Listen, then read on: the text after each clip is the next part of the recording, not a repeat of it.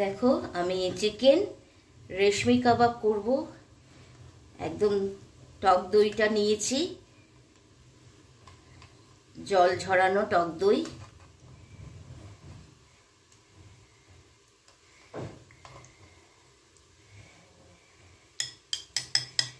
আর একটু লাগবে কারণ চিকেনটা আমার অনেকটাই আছে, এর জন্য টক দইটা নেব। আর নেব এই যে কাজু বাদাম গুঁড়ো করে নিয়েছি, সম্পূর্ণ আমার রেসিপি। হ্যাঁ, এখানে 3 চামচ মতন, এই চামচের 3-3.5 চামচ কাজু বাদাম নেব। রসুন বাটা পুরোটাই নেব, রসুন বাটা 3-3.5 চামচ রসুন বাটা, আদা বাটা 2 চামচ মতন আদা বাটা, 2-2.5 চামচ মতন আদা বাটা। আর সাদা গোলমরিচের গুঁড়ো, এটা যতটা আছে পুরো 1 চামচের থেকে বেশি আছে, এই নিলাম। আর নেব আন্দাজ মতো নুন,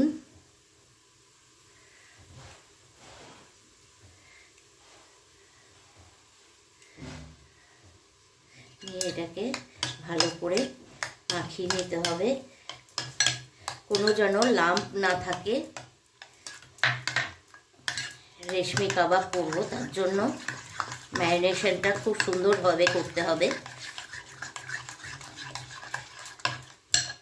লাম্প থাকলে কিন্তু চলবে না। দেখো এর মধ্যে আরও মশলা কিছু অ্যাড করব। ফ্রেশ ক্রিম নিলাম, পুরোটাই দিয়ে দেবো। ফ্রেশ ক্রিমের পুরোটাই ফ্রেশ ক্রিম আমি এর মধ্যে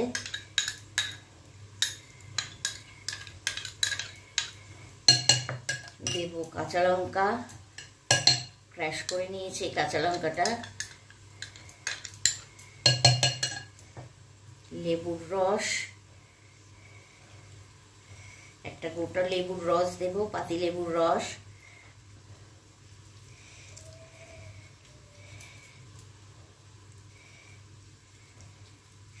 দেব।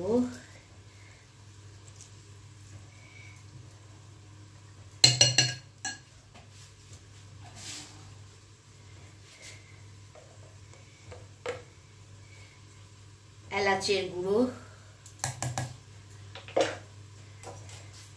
জায়ফল নিয়েছি, তার বেশ অনেকটাই দেব আমি।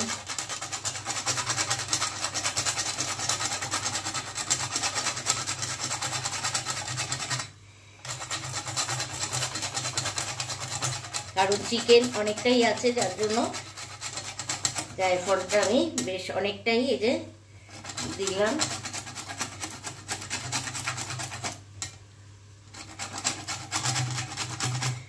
বেশ হাফ দিয়ে দিলাম, মানে 1 চামচ মতন জায়ফল গুঁড়ো দেব।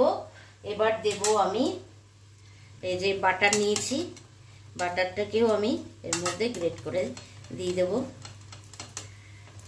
তারপর সব মশলাটা আমি ভালো করে, কোনো লাম্প যেন না থাকে, সবটা দিয়ে দেব বাটারটা। আর দেব ফ্রেশ চিজ, পুরোটাই গ্রেট করে দিয়ে দেবো। চলো গ্রেট করে নিই এটা। এবারে দেব শাহি গরম মশলা গুঁড়ো,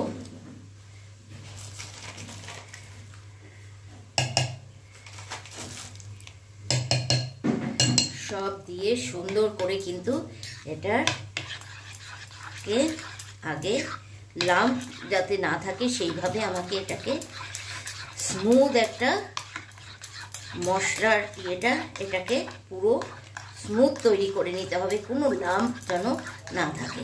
ভালো করে ফেটিয়ে নিতে হবে এটাকে এইভাবে সুন্দর করে। এইভাবে ভালো করে ফেটিয়ে নিয়ে আর দেবো এর মধ্যে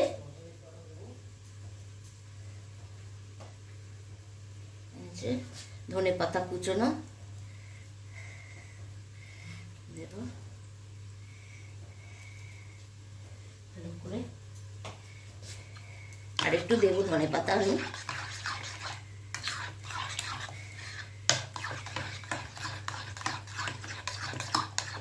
একটু চিনি এর মধ্যে অ্যাড করে দিতে হবে, সামান্য একটু চিনি।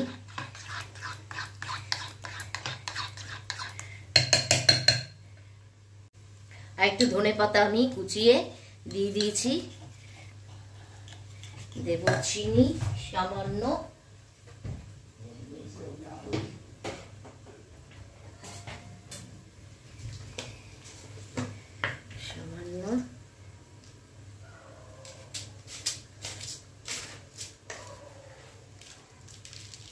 চিনি সামান্য চিনি দিলাম।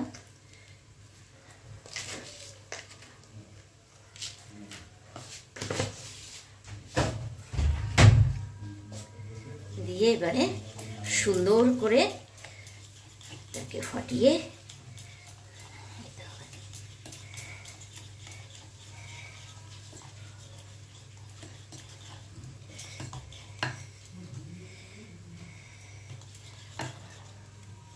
দেখো আমি এই বাম্বু স্টিক নিয়েছি, আরও আছে স্টিক।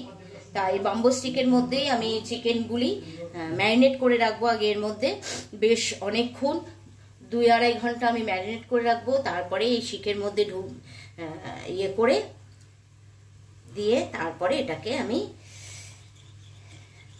চিকেন, কি বলছে এটা, রেশমি কাবাব, সেই কাবাবগুলিকে আমি এর মধ্যে বাম্বু স্টিকের মধ্যে ঢুকিয়ে তারপরে ইয়ে করবো।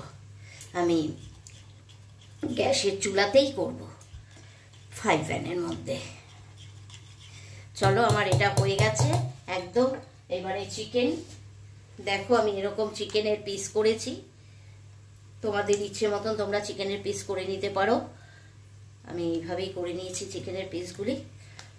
সব আমি এর মধ্যে দিয়ে দেবো,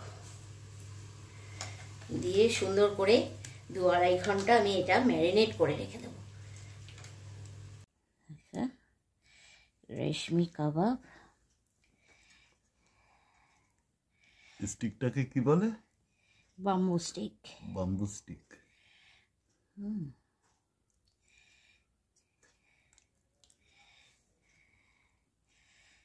চলো এবারে আমি, খুব বেশি লাগবে না। কটা লাগালে? 5টা? 5টা 6টা হয়েছে, 6টা লাগিয়েছি। হাফ ডজন হয়েছে। Half dozen. ম্যারিনেট তো হয়েছে দারুণ, দারুণ নরম হয়ে গেছে, এত সুন্দর ম্যারিনেশনটা হয়েছে। আর অনেকক্ষণ রাখাতে একদম সফট ব্যাপারটা হয়েছে। বন্ধ করো এবারে। আমি বাটার ইয়ে করে নিলাম, ব্রাশ করে নিলাম এর মধ্যে। এরপর আমি মাইক্রোওয়েভে দেব। এই একটা হিট আমি দিয়ে দিয়েছি মাইক্রোওয়েভে খাওয়ার জন্য। দেখছো হয়ে এসছে প্রায়। আমি 10 মিনিট দিয়েছি, আগে প্রিহিট করে নিয়েছিলাম, নিয়ে 10 মিনিট দিয়ে দিলাম। দেখি কতটা, এমনি চিকেনগুলি সফট ছিল, তারপরে কেমন হয়ে বেরোয়। আর বাটার ব্রাশ করে দেব। এক সাইড ব্রাউন ইয়ে হয়ে গেছে, এবার একটুখানি বাটার ব্রাশ করে দেব। দিয়ে দেখো দারুণ হয়েছে কিন্তু। খুব সুন্দর কালারটা, ঠিক বোঝা যাচ্ছে না, কিন্তু ব্রাউনিশ কালার এসে গেছে, একদম ব্রাউন কালার হয়ে গেছে কিন্তু একদম পুরো হেভি লাগবে খেতে। চলো এবারে এটা করলাম আমি মাইক্রোওয়েভে, এবার গ্যাসে আমি করব, গ্যাসে করে দেখাবো। আর স্টিকে ঢোকালাম না, বাম্বু স্টিকে, একদম ফ্রাই প্যানে করছি।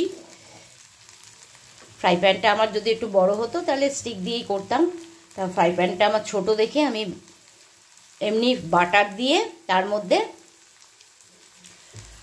চিকেনের পিসগুলি মশলা সহ বসিয়ে দিয়েছি।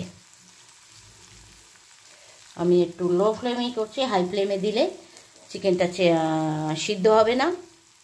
যদিও ভীষণ নরম চিকেন হয়ে গেছে, আমি একদম লো ফ্লেমে ধিমে আঁচে আমি এটাকে করব। 2 পিঠ এইভাবেই করে নেব। 1 পিঠ হোক আগে, তারপর আরেক পিঠ উল্টিয়ে দেখব কেমন হয়। দেখো এক সাইড ব্রাউন কালার ধরেছে।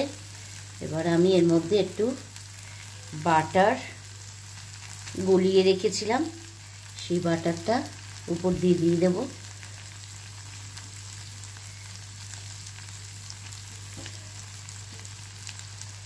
দেখো চিকেনটা কতটা সফট হয়েছে, সফট, ভীষণ সফট হয়েছে চিকেন।